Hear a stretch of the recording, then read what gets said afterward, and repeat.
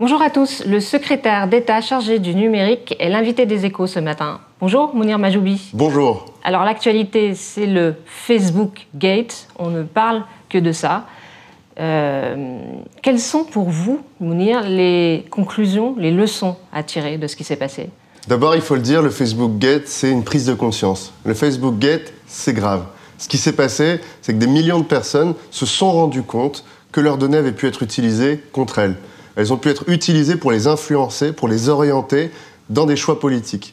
Mais plus loin que ça, et c'est ça qui est intéressant pour nous en Europe aujourd'hui, on vient de se rendre compte que ces grandes plateformes, elles stockent, elles tirent, elles vous attirent et elles stockent sur vous un énorme volant de données sur vos préférences, sur vos goûts, sur ce que vous faites, sur vos interactions, sur les gens qui sont vos contacts. Et que ces données-là, qu'on croyait être protégées dans une espèce de coffre-fort virtuel, en fait, c'est un coffre-fort où il y aurait une porte devant et pas de porte derrière.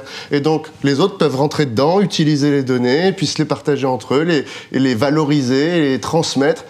Puis là, on se rend compte, et c'est ça qui est intéressant avec le Facebook Gate, qu'en fait, on n'est pas d'accord et qu'on n'a pas l'impression qu'on a donné notre consentement à cette utilisation.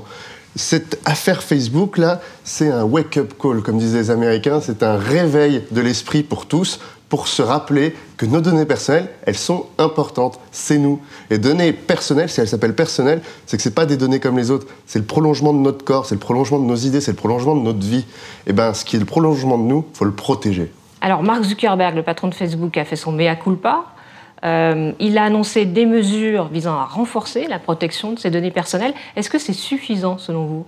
Ce qui est très important de rappeler, c'est que ces plateformes, il faut qu'elles respectent des règles. Et ces règles, ce n'est pas elles qui les fixent. C'est nous, les pays, les citoyens, et les citoyens représentés au Parlement, avec leur gouvernement. Il se trouve qu'en Europe, on a une nouvelle règle, le règlement général pour la protection des données qui arrive au mois de mai. Mais ce qu'on a rappelé là à Facebook Gate est d'ailleurs une superbe rampe de lancement pour ce RGPD, comme on dit.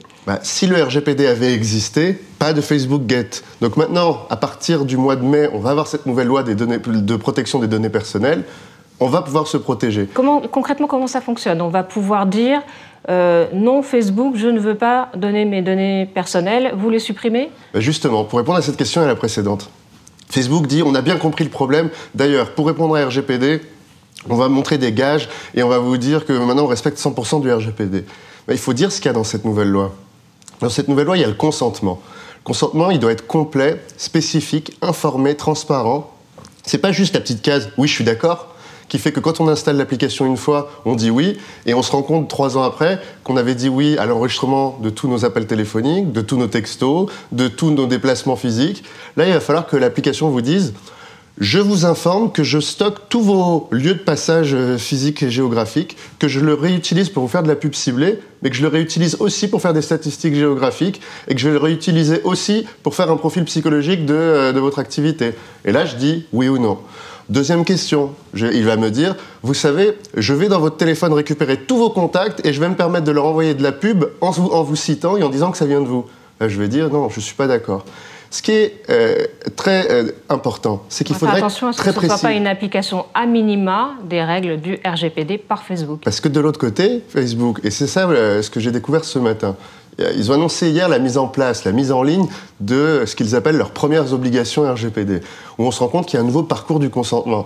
Moi, je leur réponds tout de suite que c'est pas du tout assez, que ce qu'ils ont présenté aujourd'hui, c'est le début d'une bonne volonté, mais ce n'est pas du tout à la hauteur de ce que le règlement attend de leur part. Aujourd'hui, les Européens, mais pas que les Européens, tous les utilisateurs dans le monde attendent de la vraie transparence et on attend que les plateformes fassent ce qu'elles disent. Mark Zuckerberg a fait une intervention, une réponse à des questions au Congrès très précise, très complète, qu'il fasse maintenant, que son entreprise fasse ce qu'il dit. C'est très important. Et aujourd'hui, on ne peut pas continuer en permanence de dire des choses et de ne pas les faire. Alors on sera attentif puisque Facebook a dit que ce sont de premières mesures, on a le temps de voir s'il y en aura d'autres. Il y a un autre débat qui monte sur ce même thème, vous me parlez de l'Europe, Mounir Mahjoubi. Il y a certaines personnes qui pensent que le RGPD c'est très bien, mais il faudrait peut-être aller un peu plus loin. Et c'est notamment le cas de Thierry Breton, le patron d'Atos, qui déclarait à nos confrères du Figaro qu'il faut désormais exiger, je cite, que les données européennes soient stockées processés et traités en Europe selon des modalités que l'Europe aura fixées. En gros, il faut opter pour un traitement de nos données personnelles sur le sol européen.